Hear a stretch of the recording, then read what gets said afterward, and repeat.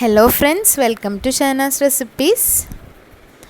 അപ്പോൾ ഞാൻ ഇന്ന് വന്നിട്ടുള്ളത് ഒരു ഗോബി ഫ്രൈഡ് റൈസിൻ്റെ റെസിപ്പി ആയിട്ടാണ്. അപ്പോൾ ഇതൊരു റെസ്റ്റോറൻറ്റ് സ്റ്റൈലിൽ ചെയ്യുന്ന ഒരു കോളിഫ്ലവർ ഫ്രൈഡ് റൈസാണ്. അപ്പോൾ നമുക്ക് വെജിറ്റേറിയൻസിനും നോൺ വെജിറ്റേറിയൻസിനും ഒക്കെ നന്നായിട്ട് ഇഷ്ടപ്പെടുന്ന ഒരു റെസിപ്പിയാണ്. നല്ല പെർഫെക്റ്റായിട്ട് റെസ്റ്റോറൻറ്റിലൊക്കെ കിട്ടുന്ന പോലെ തന്നെ എങ്ങനെയാണ് ഗോബി ഫ്രൈഡ് റൈസ് റെഡിയാക്കി എടുക്കുന്നതെന്ന് നോക്കാം.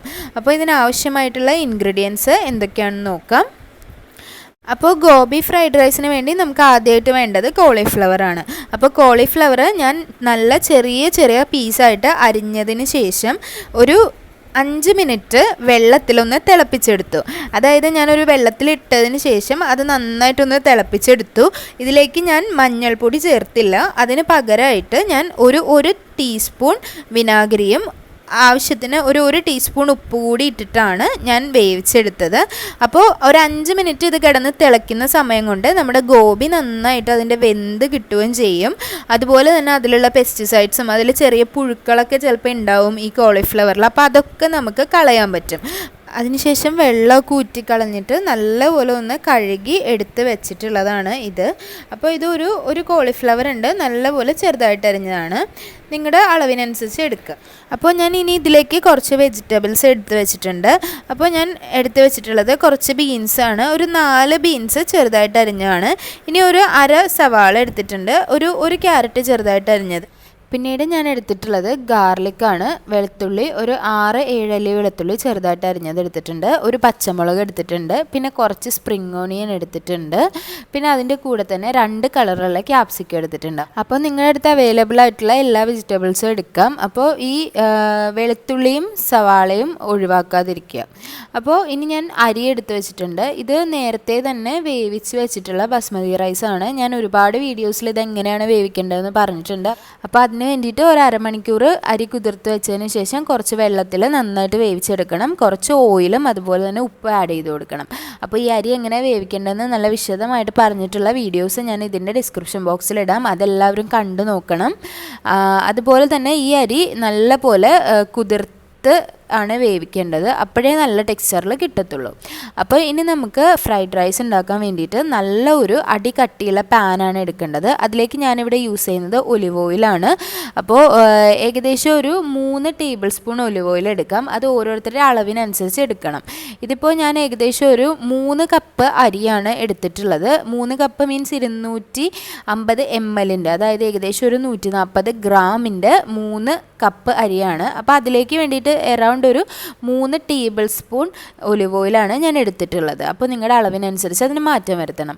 അപ്പോൾ ഫ്രൈഡ് റൈസ് ഒക്കെ ഉണ്ടാക്കുമ്പോൾ എപ്പോഴും നല്ല കട്ടിയുള്ള പാത്രം വേണം എടുക്കാനായിട്ട്. കാരണം നമ്മൾ ഹൈ ഫ്ലെയിമിൽ വെച്ചിട്ടാണ് കുക്ക് ചെയ്യേണ്ടത്. അപ്പോൾ അതിലേക്ക് ഞാൻ ഗാർലിക്ക് ഇട്ട് കൊടുത്തു. വെളുത്തുള്ളി ചെറുതായിട്ട് അരിഞ്ഞത് ഒരു 6-7 അല്ലി വെളുത്തുള്ളിയാണ്. ഇനി അതിലേക്ക് ഒരു പച്ചമുളക് ഇട്ടു. അപ്പോൾ പച്ചമുളകും ഒരു ഓപ്ഷണലാണ് കേട്ടോ, ഇടണം എന്നില്ല, പക്ഷേ ഇട്ടാൽ നല്ല ടേസ്റ്റാണ്.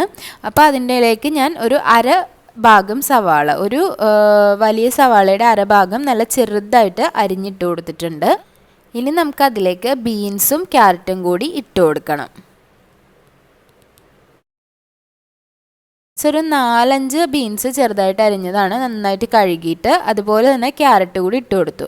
അപ്പോൾ ഇതൊക്കെ നമ്മൾ ചെയ്യേണ്ടത് ഹൈ ഫ്ലെയിമിൽ വെച്ചിട്ടാണ്. അപ്പോൾ ഇത് നന്നായിട്ടൊന്ന് വഴറ്റി എടുക്കണം.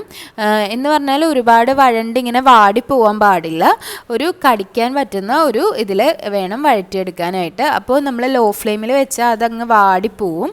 അതുകൊണ്ടാണ് ഹൈ ഫ്ലെയിമിൽ വെച്ച് കുക്ക് ചെയ്യണം എന്ന് പറയുന്നത്. അപ്പോൾ ഒരുപാട് നേരമൊന്നും എടുക്കാൻ പാടില്ല കേട്ടോ. അപ്പോൾ നമുക്ക് ഈ വെജിറ്റബിൾസിന് ആവശ്യമായ ഉപ്പിട്ട് കൊടുക്കാം. ഏകദേശം ഒരു 1/2 ടീസ്പൂൺ ഉപ്പാണ് ഞാൻ ഇട്ട് കൊടുത്തിട്ടുള്ളത്. അപ്പോൾ ഇതിപ്പോൾ ഏതാണ്ട് ഒന്ന് റെഡി ആയിട്ടുണ്ട്. ഒരു മിനിറ്റ് ഒന്ന് വഴറ്റിയാൽ മതിയാവും.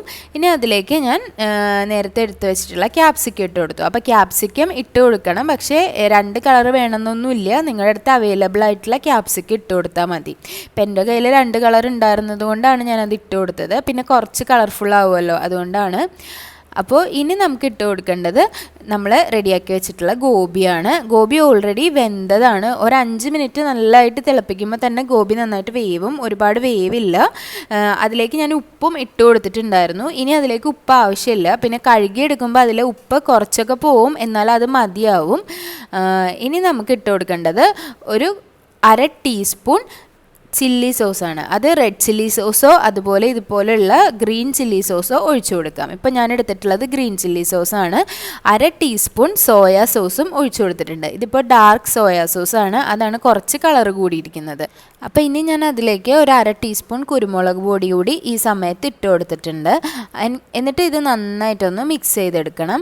ഇതൊന്നും ഒരുപാട് സമയം ചെയ്യാൻ പാടില്ല. എറൗണ്ട് ഒരു 5 മിനിറ്റ് കൊണ്ട് നമുക്ക് ഈ വെജിറ്റബിൾസ് റെഡിയായി കിട്ടും. ഇനി അതിലേക്ക് നമുക്ക് വേവിച്ച് വെച്ച ചോറ് കുറച്ചായിട്ട് ഇട്ട് കൊടുക്കുക കേട്ടോ. കുറച്ച് ഇട്ട് കൊടുത്തിട്ട് നന്നായിട്ടൊന്ന് മിക്സ് ചെയ്തെടുക്കുക. അപ്പോൾ മിക്സ് ചെയ്യുമ്പോൾ നമ്മൾ ഒരു 2 തവി യൂസ് ചെയ്ത് മിക്സ് ചെയ്താൽ എളുപ്പം ഉണ്ടാവും. അപ്പോൾ ആദ്യം ഒന്ന് കുറച്ച് മിക്സ് ചെയ്തെടുത്തതിന് ശേഷം ബാക്കിയുള്ള ചോറ് കൂടി ഞാൻ ഇതുപോലെ ഒന്ന് 2 തവി യൂസ് ചെയ്തിട്ട് ഒന്ന് മിക്സ് ചെയ്തെടുക്കുന്നുണ്ട്. എന്നാലേ നമുക്ക് എല്ലായിടത്തേക്കും അത് എത്തിക്കാൻ പറ്റുള്ളൂ. നല്ല ചൂട് എല്ലായിടത്തേക്കും കയറണം ചോറിൻ്റെ, അപ്പോഴാണ് നല്ല ടേസ്റ്റ് ഉണ്ടാവുക. അപ്പോൾ നമ്മുടെ ഫ്രൈഡ് റൈസ് റെഡി ആയിട്ടുണ്ട്. നല്ല എളുപ്പത്തിൽ റെഡിയാക്കി എടുക്കാൻ പറ്റുന്ന ഫ്രൈഡ് റൈസാണ്. നമ്മൾ ഇതുപോലെ അരി നേരത്തെ വേവിച്ച് വെക്കുകയാണെങ്കിൽ പെട്ടെന്ന് തന്നെ റെഡിയാക്കി എടുക്കാൻ പറ്റും. ഇതൊരു വെജിറ്റേറിയൻസിനൊക്കെ നന്നായിട്ട് കഴിക്കാൻ പറ്റുന്ന ഫ്രൈഡ് റൈസ് ആണ്. നമുക്കിനി അതിലേക്ക് കുറച്ച് സ്പ്രിംഗ് ഓണിയൻ കൂടി ചേർത്ത് കൊടുക്കാം.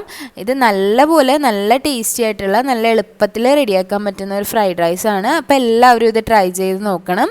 അതുപോലെ തന്നെ വീഡിയോ ഇഷ്ടമായെങ്കിൽ ലൈക്ക് ചെയ്യണം, ഷെയർ ചെയ്യണം. അതുപോലെ തന്നെ ചാനൽ സബ്സ്ക്രൈബ് ചെയ്യാൻ മറക്കരുത്. താങ്ക്